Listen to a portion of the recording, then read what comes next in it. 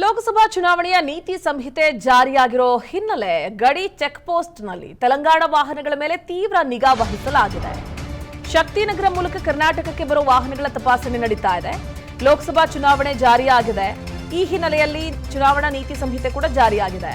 ಗಡಿ ಚೆಕ್ ಪೋಸ್ಟ್ಗಳಲ್ಲಿ ತೆಲಂಗಾಣದಿಂದ ಬರುವಂತಹ ವಾಹನಗಳ ಮೇಲೆ ತೀವ್ರ ನಿಗಾ ವಹಿಸಿದ್ದಾರೆ. ಶಕ್ತಿನಗರದ ಮೂಲಕ ಕರ್ನಾಟಕಕ್ಕೆ ಬರುವ ವಾಹನಗಳನ್ನು ತಪಾಸಣೆಗೊಳಪಡಿಸಲಾಗುತ್ತದೆ.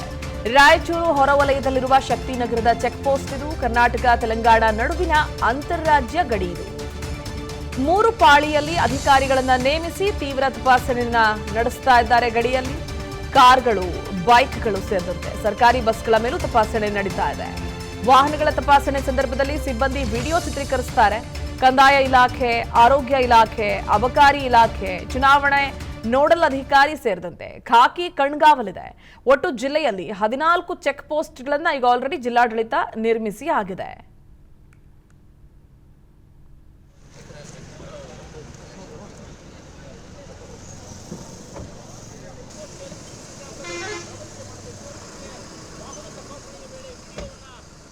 ಗಡಿಯ ಚೆಕ್ ಪೋಸ್ಟ್ ತೆಲಂಗಾಣ ವಾಹನಗಳ ಮೇಲೆ ತೀವ್ರ ತಪಾಸಣೆ ನಡೆಸಲಾಗ್ತಾ ಇದೆ. ಚೆಕ್ ಪೋಸ್ಟ್ಗೆ ಸಂಬಂಧಪಟ್ಟ ಹಾಗೆ ತೆಗೆದುಕೊಂಡಿರುವಂತಹ ಒಂದು ಸಿದ್ಧತೆ ಕುರಿತಾಗಿ ನಮ್ಮ ಪ್ರತಿನಿಧಿ ನಾಗರಾಜ್ ಒಂದು ಪ್ರತ್ಯಕ್ಷ ವರದಿಯನ್ನು ನೀಡಿದ್ದಾರೆ, ನೋಡೋಣ.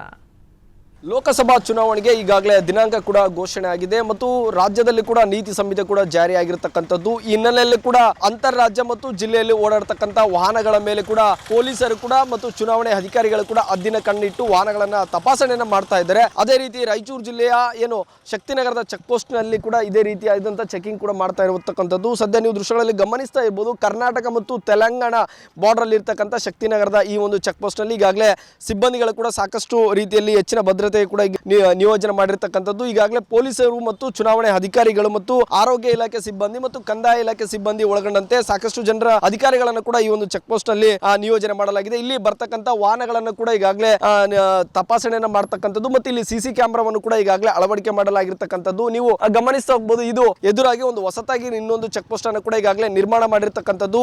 ಕರ್ನಾಟಕ ಮತ್ತು ತೆಲಂಗಾಣ ಎರಡು ಪ್ರವೇಶ ಮಾಡತಕ್ಕಂಥ ಪ್ರತಿಯೊಂದು ವಾಹನಗಳ ಮೇಲೆ ಹದ್ದಿನ ಕಣ್ಣಿಟ್ಟು ವಾಹನವನ್ನ ತಪಾಸಣೆಯನ್ನು ಕೂಡ ಮಾಡ್ತಾ ಇದ್ದಾರೆ ಮತ್ತು ಅನುಮಾನಾಸ್ಪದ ರೀತಿಯಲ್ಲಿ ಬ್ಯಾಗ್ಗಳಾಗಿರಲಿ ವಾಹನಗಳು ಓಡಾಟ ಮಾಡಿದಂಥ ಸಂದರ್ಭದಲ್ಲಿ ಆ ವಾಹನದ ಸಂಪೂರ್ಣವಾದ ವಿಡಿಯೋ ಚಿತ್ರೀಕರಣವನ್ನು ಕೂಡ ಇಲ್ಲಿನ ಸಿಬ್ಬಂದಿಗಳು ಮಾಡಿಕೊಂಡು ಎಲ್ಲ ವಾಹನಗಳನ್ನು ಕೂಡ ಈಗಾಗಲೇ ಪರಿಶೀಲನೆಯನ್ನು ಮಾಡ್ತಾರೆ. ನೀವು ದೃಶ್ಯಗಳನ್ನು ನಾನು ನಿಮಗೆ ತೋರಿಸ್ತಾ ಹೋಗ್ತೇನೆ ಯಾವ ರೀತಿಯಾಗಿ ಇಲ್ಲಿ ಒಂದು ತಪಾಸಣೆ ಆಗ್ತಾ ಇದೆ ಅಂತೇಳಿ. ವಾಹನಗಳು ಬರ್ತಕ್ಕಂಥ ವಾಹನಗಳನ್ನು ಸ್ಟಾಪ್ ಮಾಡಿ ಎಲ್ಲ ವಾಹನಗಳನ್ನು ಕೂಡ ಈಗಾಗಲೇ ತಪಾಸಣೆಯನ್ನು ಮಾಡ್ತಾರೆ ಮತ್ತು ಅವರ ಸಂಪೂರ್ಣ ಮಾಹಿತಿಯನ್ನು ಕೂಡ ಅಧಿಕಾರಿಗಳು ಕೂಡ ಕಲೆ ಹಾಕ್ತಾರೆ. ಯಾವುದಾದ್ರೂ ಒಂದು ರೀತಿಯಾಗಿ ಅನುಮಾನಾಸ್ಪದಂಥ ವ್ಯಕ್ತಿಗಳಾಗಿರಲಿ ಮತ್ತು ಅದರಲ್ಲಿ ಬ್ಯಾಗ್ಗಳಾಗಿರಲಿ ಮತ್ತು ಯಾವುದಾದ್ರೂ ಸಾಮಾನುಗಳು ಕಂಡು ಬಂದಂಥ ಸಂದರ್ಭದಲ್ಲಿ ಎಲ್ಲವನ್ನು ಕೂಡ ಪರಿಶೀಲನೆಯನ್ನು ಮಾಡಲಾಗ್ತದೆ ಮತ್ತು ಪ್ರತಿಯೊಬ್ಬರ ಮಾಹಿತಿಯನ್ನು ಕೂಡ ಇಲ್ಲಿ ಅಧಿಕಾರಿಗಳು ಒಂದು ರೀತಿಯಾಗಿ ಅವರನ್ನು ನಮೂದನೆಯನ್ನು ಮಾಡ್ಕೊಳ್ತಾರೆ ಮತ್ತು ಬಸ್ಗಳಾಗಿರ್ಬೋದು ಮತ್ತು ಲಾರಿಗಳಾಗಿರ್ಬೋದು ಎಲ್ಲ ರೀತಿಯಾದಂಥ ವಾಹನಗಳನ್ನು ಕೂಡ ಈಗಾಗಲೇ ತಪಾಸಣೆಯನ್ನು ಮಾಡ್ತಾ ಇದ್ದಾರೆ. ರಾಯಚೂರು ಜಿಲ್ಲೆಯಲ್ಲಿ ಒಟ್ಟು 14 ಚೆಕ್ ಪೋಸ್ಟ್ಗಳನ್ನು ನಿರ್ಮಾಣ ಮಾಡಲಾಗಿದೆ. ಅದರಲ್ಲಿ 5 ಚೆಕ್ ಪೋಸ್ಟ್ಗಳನ್ನು ಅಂತರ್ ರಾಜ್ಯ ಚೆಕ್ ಪೋಸ್ಟ್ಗಳಾಗಿದ್ದರೆ 9 ಚೆಕ್ ಪೋಸ್ಟ್ಗಳು ಮಾತ್ರ ಅಂತರ್ ಜಿಲ್ಲೆ ಚೆಕ್ ಪೋಸ್ಟ್ಗಳಾಗಿರ್ತಕ್ಕಂಥದ್ದು. ಈ ರೀತಿಯಾಗಿ ತಪಾಸಣೆಯನ್ನು ಕೂಡ ಈಗಾಗಲೇ ಅಧಿಕಾರಿಗಳು ಕೂಡ ಮಾಡ್ತಕ್ಕಂಥದ್ದು. ಒಟ್ಟಾರೆಯಾಗಿ ಯಾವುದೇ ರೀತಿಯಾದಂಥ ಅವ್ಯವಹಾರ ಆಗಿರ್ಬೋದು ಮತ್ತು ಒಂದು ಅನುಮಾನಾಸ್ಪದಂಥ ವಸ್ತುಗಳಾಗಿರ್ಬೋದು, ದುಡ್ಡುಗಳು ಯಾವನ್ನು ಕೂಡ ಸಾಗಾಟ ಆಗಬಾರ್ದು ಎಂಬುದು ಕಾರಣಕ್ಕಾಗಿ ಇಲ್ಲೊಂದು ಚೆಕ್ ಪೋಸ್ಟ್ಗಳನ್ನು ಕೂಡ ನಿರ್ಮಾಣ ಮಾಡಿರ್ತಕ್ಕಂಥದ್ದು. ಕ್ಯಾಮ್ರಾ ಪರ್ಸನ್ ರವಿಕುಮಾರ್ ಎಂ ಜೊತೆ ನಾಗರಾಜ್, ವಿಸ್ತಾರ ನ್ಯೂಸ್, ರಾಯಚೂರು. ಅನುಕ್ಷಣದ ಸುದ್ದಿಗಳಿಗಾಗಿ ವಿಸ್ತಾರ ನ್ಯೂಸ್ ಯೂಟ್ಯೂಬ್ ಚಾನೆಲ್ ಸಬ್ಸ್ಕ್ರೈಬ್ ಮಾಡಿ. ಹೊಸ ಸುದ್ದಿಗಳ ನೋಟಿಫಿಕೇಶನ್ಗಾಗಿ ಬೆಲ್ ಐಕಾನ್ ಕ್ಲಿಕ್ ಮಾಡಿ. ಲೇಟೆಸ್ಟ್ ಅಪ್ಡೇಟ್ಸ್ಗಾಗಿ www.vistaranews.com ವೆಬ್ಸೈಟ್ಗೆ ವಿಸಿಟ್ ಮಾಡಿ. ಅಂಗೈಯಲ್ಲೇ ಜಗತ್ತಿನ ಸುದ್ದಿ ತಿಳಿಯಲು ವಿಸ್ತಾರ ನ್ಯೂಸ್ ಕನ್ನಡ ಆಪ್ ಡೌನ್ಲೋಡ್ ಮಾಡಿ.